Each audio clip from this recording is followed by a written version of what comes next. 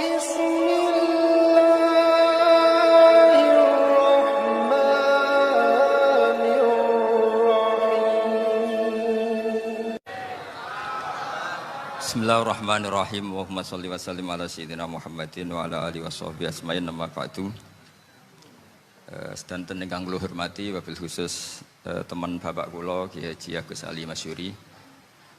Beberapa kiai yang tanpa ngurangi rasa hormat, saya hormati semua. Ini ada beberapa Gus. Ini saya ngaji insyaallah 1/4 jam. 1/4 jam nanti yang menghisap Gus Kausar berapa Gus?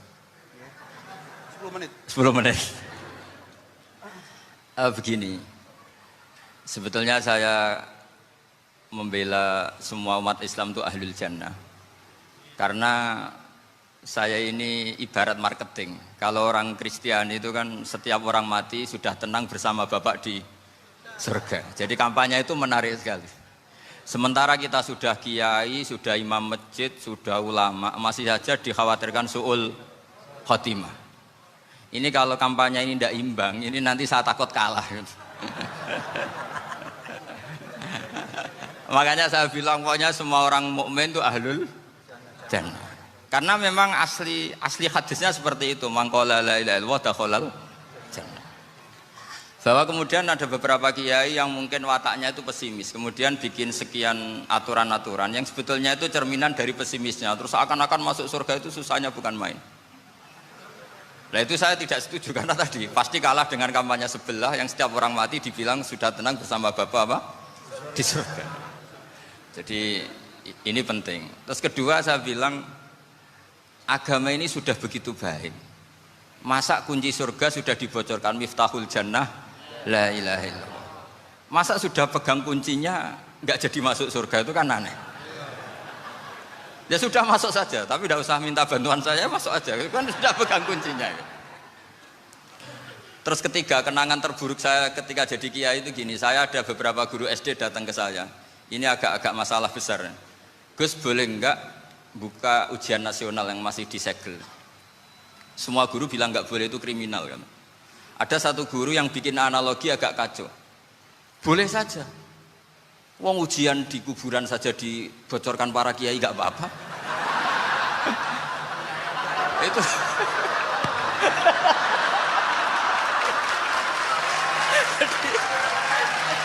tapi ini kriminal ya.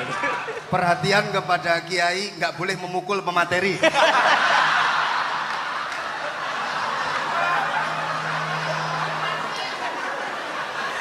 Jadi tentu itu analogi yang salah kan. Marrobuka kan, Tuhan kamu siapa, Nabi kamu. Tuhan kamu siapa, Nabi kamu siapa, imam kamu siapa. Ini kan sudah dibocorkan oleh para kiai. Artinya apa? Nak raiso jawab kebablasan gitu. Terus guru ini berpikir kalau ujian akhirat sekrusial itu saja bisa dibocorkan, kenapa ujian nasional tidak boleh? Tentu ini kias yang salah, saya tidak ngajari seperti itu. Tapi saya ngajari ke kalian betapa mudahnya masuk surga. Kunci jawaban sudah dikasih, kunci pintu masuk sudah dikasih. Kok sampai tidak masuk, ini kebablasan. Paling salah gurunya. Jadi ini kenapa saya sering cerita orang mukmin semuanya itu min ahlil jannah, itu saya jamin. Sama tidak usah takut su'ul khotimah, tidak usah takut berlebihan seperti itu. Karena setahu saya, setidaknya saya mewakili ulama zaman ini. Rata-rata guru kita ini bermadzhab Syadzili dalam berkeyakinan berpikir tentang Allah. Di antara ini yang mulai saya ngomong serius, supaya tadi kan guyonannya sudah diambil Gus Reza sama Gus Kausar. Saya tahu kenapa mereka guyon. Kalau ngomong serius takut kalah sama saya.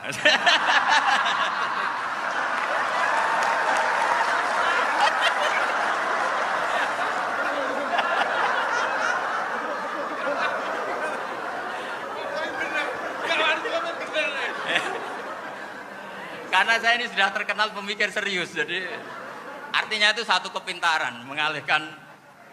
Ya, oh ya, sudah itu satu kecerdasan. Tidak hanya ngalim tapi butuh cerdas. Betul cerdas. Jadi itu bukti beliau-beliau ini cerdas itu. Saya berpikir begini, ini madzhab Syadzili. Kita semua tentu Syadzili karena kita semua ngaji kitab hikam. Kita tahu kitab Hikam itu muridnya Abul Abbas Al-Mursi, Abul Abbas Al-Mursi muridnya Syekh Abil Hasan apa? Asy-Syadzili. Saya masih ingat betul makalah itu dan saya ulang-ulang. Setiap saya ngajar di sarang saya ajarkan itu. Kilali kata Abul Hasan Asy-Syadzili, saya pernah dapat hatif, dapat semacam ilham. Apa makna min syarril waswasil khannas? Itu kata beliau dijawab oleh hatif itu. Hatif itu nggak perlu diterjemah tadi ada karena tadi diajarin itu. Apa yang dihidupkan itu nggak perlu dijelaskan. kata hatif tadi, waswasun yadkhulu bainaka wa baina habibika. Yunsika altofahu alhasanah wa yudzakiruka af'alaka asyi'ah wa yukassiru indaka dzatas shimal wa yuqallilu indaka dzatal yamin liya'dila bika an husni dzanni billah ila su'i dzanni billah. Jadi yang dikatakan waswas adalah kamu digiring untuk hanya ingat sisi-sisi kamu yang negatif, dilupakan bahwa Anda punya sisi-sisi yang positif.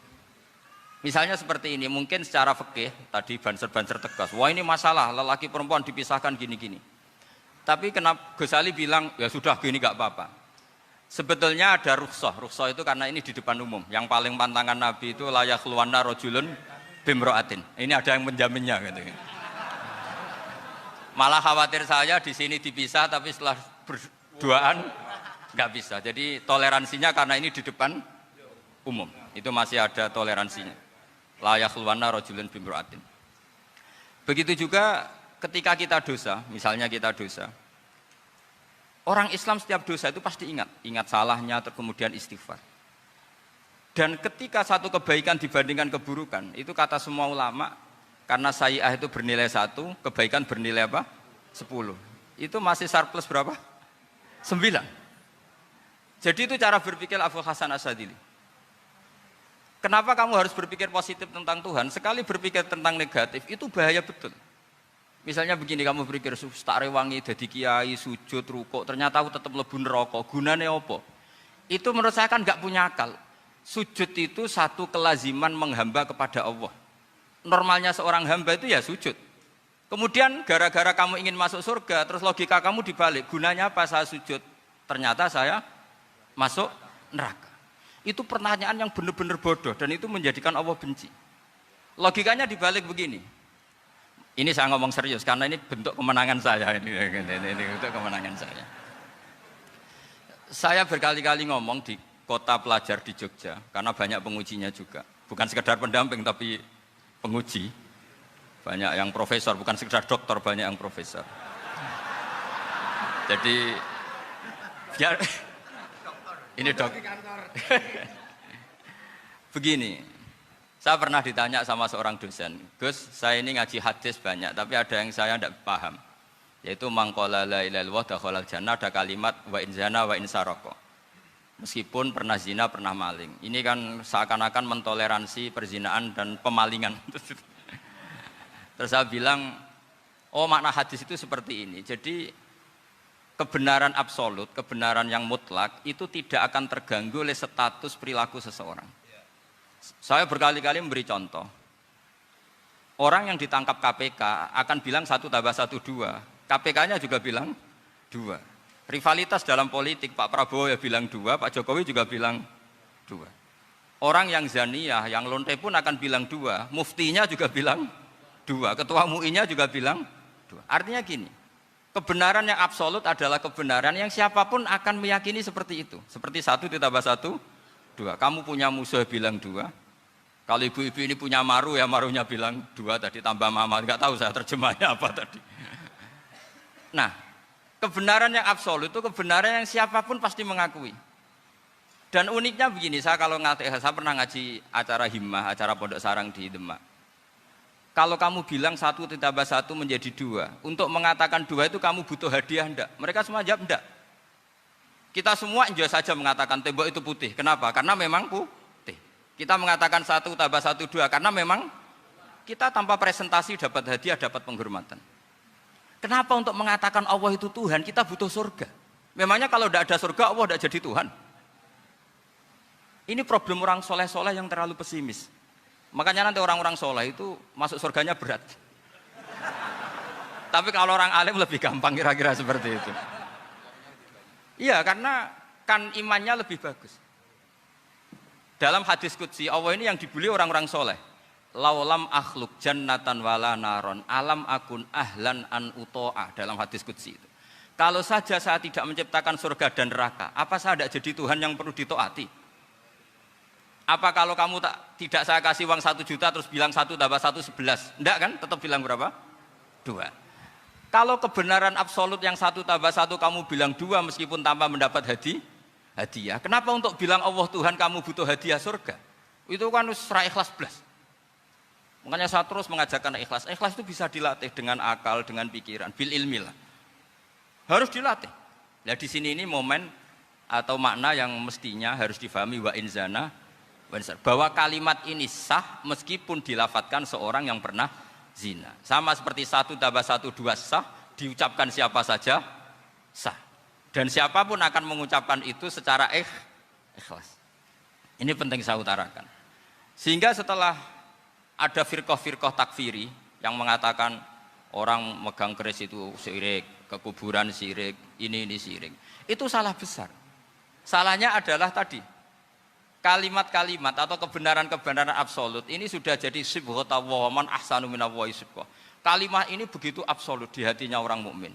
Sehingga ketika terganggu oleh hal-hal yang adat istiadat kayak pegang keris, kayak apa, ini tidak mengganggu. Tetap kualitas iman ini di atas keyakinan adat membawa apa keris. Kalau orang membawa keris menjadi syirik karena percaya sama makhluk. Orang misalnya kejawen kalau nggak bawa keris nggak nyaman.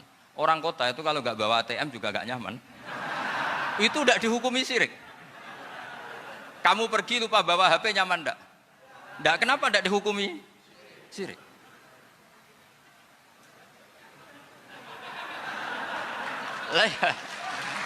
Jadi ini logika-logika. Jadi makanya ini Gus Reza boleh ngeritik saya itu berkali-kali bilang, saya termasuk ulama yang mau bikin gerakan cangkem elek. Karena nanti kalau saya nisbatkan ke Rasulullah itu tidak pantas, karena Nabi ahsanan nasi khalqau wa khuluqa. Tapi saya siap jadi bempernya Rasulullah Shallallahu Alaihi Wasallam. Pernah ada diskusi di Jakarta, ini kisah nyata. Apa dalilnya setelah sholat salaman? Mana hadisnya? Itu dijawab hadisnya tentu kita kesulitan. Kalaupun ada hadisnya dhaif semua yang masalah musafahah. Akhirnya mau tidak mau dijawab pakai cangkem elek. Boleh enggak kamu setelah salam nyalain HP yang off? Boleh. Boleh enggak ke kamar mandi? Boleh. Oh berarti kencing boleh, nyalain HP boleh, yang enggak boleh itu ingat Allah. Karena mereka mengkritik wiridan, ngeritik salam. Akhirnya mikir deh. Ada enggak hadisnya orang setelah sholat nyalain HP? Enggak ada kan? Tapi mereka nyalain HP enggak hambatan, tapi untuk salaman masalahkan. Ke kamar mandi boleh, tapi untuk wiridan enggak boleh. Akhirnya mereka sadar, oh iya. Lama-lama dibisi gini yang kelompok itu. Kamu itu korban aliran supaya kamu enggak ingat Allah, ingatnya HP-nya. Sehingga orang wiridan kamu kritik, orang nyalain HP enggak kamu kritik. Itu kelompok itu adalah kelompok orang-orang yang supaya orang Islam itu lupa Tuhannya. Itu gerakan cangkem elek, tapi jadikan orang sadar.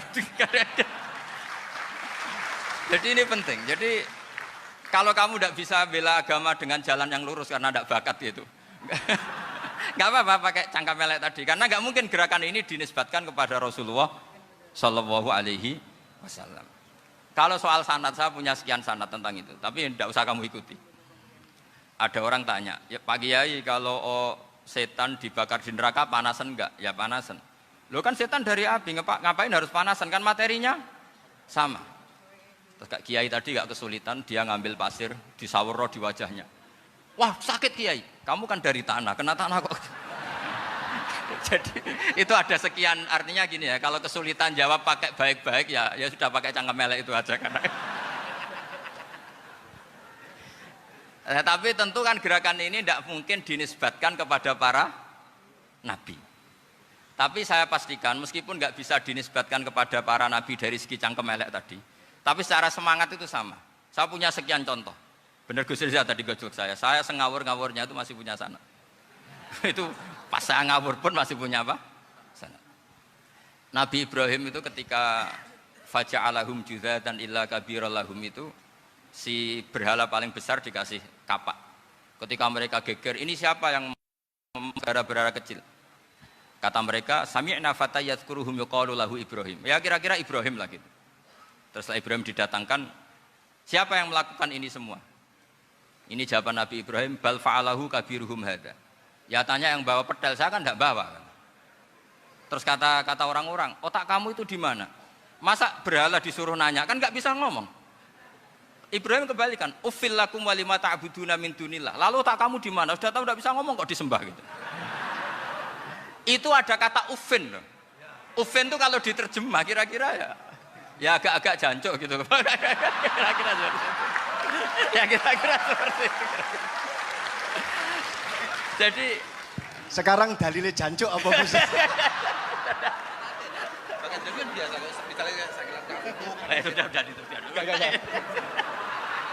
Gimana?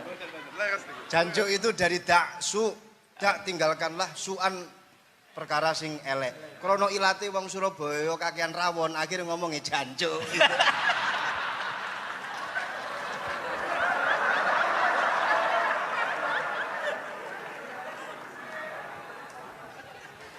Jadi mulai dulu melawan kebatilan itu harus pakai logika yang vulgar. Karena memang nggak mungkin dengan bahasa-bahasa priayi itu nggak mungkin. Dan ini penting saya utarakan. Nah, kalau nanti nggak mungkin dinisbatkan kepada Rasul karena Nabi adalah ahsanan nasi khalqa wa khuluqa, kita yang ngambil alih saja. Gus Reza, saya, Gus Kausan ini cara cangkem elek kan pantas. Luas.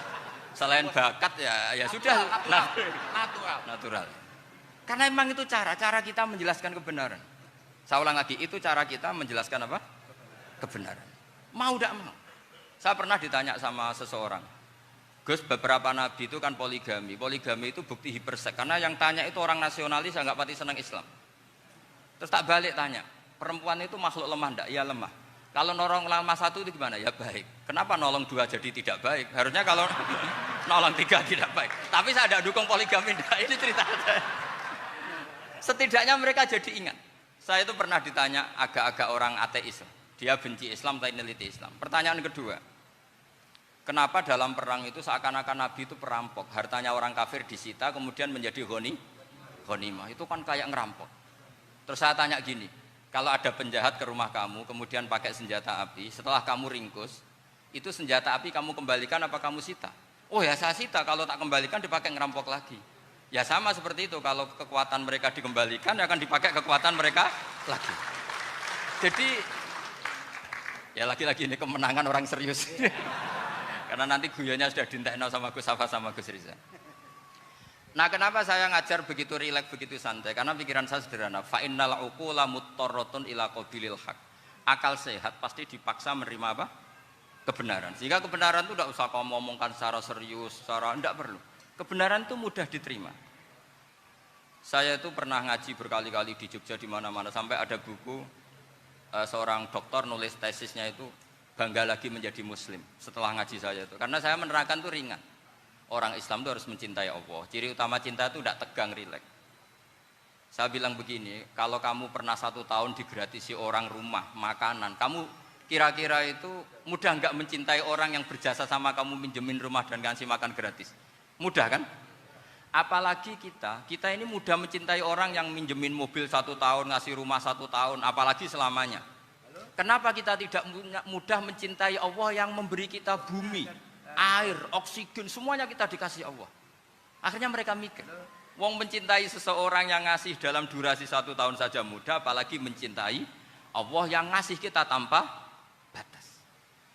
Itu disebut walladzina amanu asaddu hubbal lillah. Orang mukmin itu mudah sekali mencintai Allah. Caranya dilatih tadi. Kita mudah mencintai orang yang berjasa sama kita. Kenapa tidak mudah mencintai Allah yang tentu jasanya lebih besar?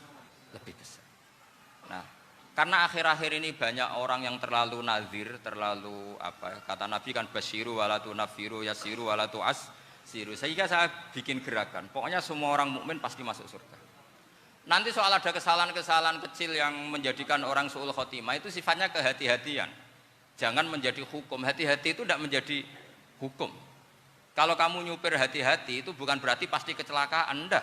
Hati-hati itu ya hati-hati saja, tidak menjadi hukum. Ini penting saya utarakan karena kubu sebelah kampanyenya sudah tadi, setiap mati pasti tenang bersama Bapak di surga. Sementara kita mau kampanye, kamu sholat tidak mesti diterima, haji tidak mesti diterima, jadi kiai tidak mesti masuk surga. Coba kalau kita kampanye gitu terus, yang mau jadi muslim itu siapa? Jadi ini sudah tak perhitungkan matang-matang, saya milih macam seperti itu. Ya ini saya pikir sudah, ini pembandingnya supaya punya waktu. Saya suka sekali. Nah ini yang sesi terakhir ya, sesi terakhir. Saya akan cerita fikih karena Nyun sewu Gus, ada iklan sebentar dari ibu-ibu, pentolan mic kurang dekat ke mulutnya Gus Baha. Sehingga suaranya tidak terdengar sampai ke belakang. Oh, gitu, pentolannya didekatkan Gus ke mulutnya. Ini kalau ngomong konotasinya itu mesti nyerempet. Sudah apa ya? Sudah ahlinya di situ. Ya malah kayak gitu.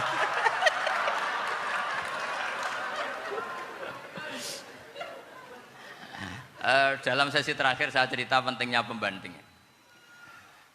Imam Rafi'i itu yang ngarang kitab Muharrar. Kitab Muharrar ini adalah ringkasan dari kitab Al-Wasit. Al-Wasit itu karangannya Imam Ghazali. Al-Wasit sendiri ini khas ngaji NU, karena NU maknanya Nahdlatul Ulama, gerakan para ulama. Jadi kalau nggak ngerti alim-alim seperti itu ya ada NU. Sebenarnya sampai itu pasnya Nahdlatul Ummah, gerakan umat. Tapi kan sudah jadi partai politik Nahdlatul Ummah. Karena yang katakan NU itu Nahdlatul Ulama, gerakannya para ulama. Imam Rafi'i itu berpendapat sujud itu cukup pakai baduk, pakai jidat. Itu dalam kitab Muharrar. Wal asoh anna sujud yasihu mau cukup biwat iljabah. Ketika Imam Nawawi mentasih kitab Muharrar namanya Minhajut Thalibin, itu mengkritik Imam Rafi'i. Kata beliau, sujud itu untuk sah harus melibatkan 7 anggota karena berdasar hadis umirtu an asjuda ala sapati a'zumin, yaitu al jabhah wal yaden warubaten wal kodamen, yaitu jabhah 2 tangan, 2 lutut dan 2 kodamen. Akhirnya saya ngecek di kitab asli, Imam Rafi'i termasuk Ashabut Tarjih dan Imam Nawawi. 2 orang ini khilaf. Kan nggak mungkin kita sebagai mushahihnya, karena yang khilaf ini 2 ulama besar, satu Imam Rafi'i, satu Imam siapa? Nawawi. Kita tidak bisa hanya ngikuti Fathul Mu'in yang mengatakan idza khtalafan Nawawi wa Rafi'u quddiman Nawawi, tidak bisa, karena Imam Nawawi ini sering nginduk sama kitabnya Imam Rafi'i karena senior Imam Rafi'i. Setelah saya cek di kitab kitab asli Mamba ya, satu sumbernya semua mazhab apa? Syafi'i. Ternyata Imam Syafi'i nak ngedikan hanya begini. Wa uhibbu, saya suka setiap orang Islam sujud itu melibatkan 7 anggota karena itu aman, pasti sah. Tapi wayah tamilu, kata beliau, tapi mungkin saja sujud hanya watul jabah itu sah. Kenapa kata Imam Syafi'i? Liqaulihi sallallahu alaihi wasallam atau li du'aihi apa sallallahu alaihi wasallam fi sujud sajadalaka wajhi wa sam'i wa basori.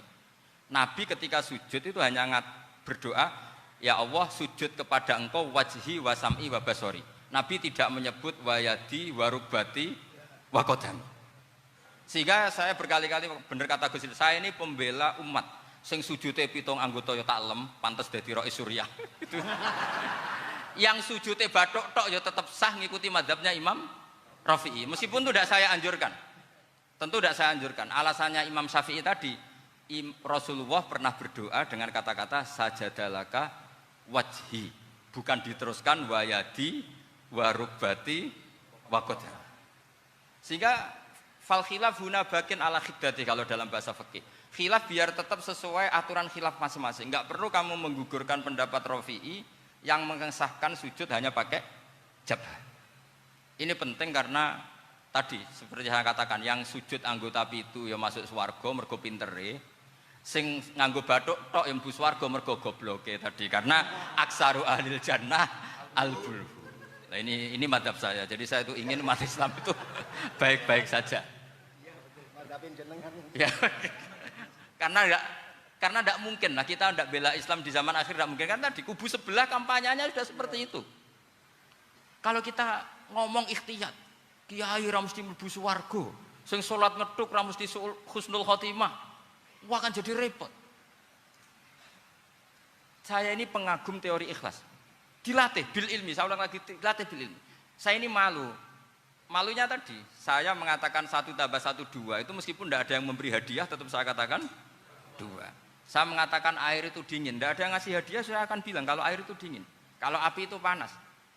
Untuk hakikat-hakikat seperti itu saja saya jujur tanpa ingin imbalan. Tapi ketika hakikat mengenai Allah kok saya minta imbalan surga dan neraka, ini apa-apaan? Kira-kira gitulah, roh suriah macam apa gitu.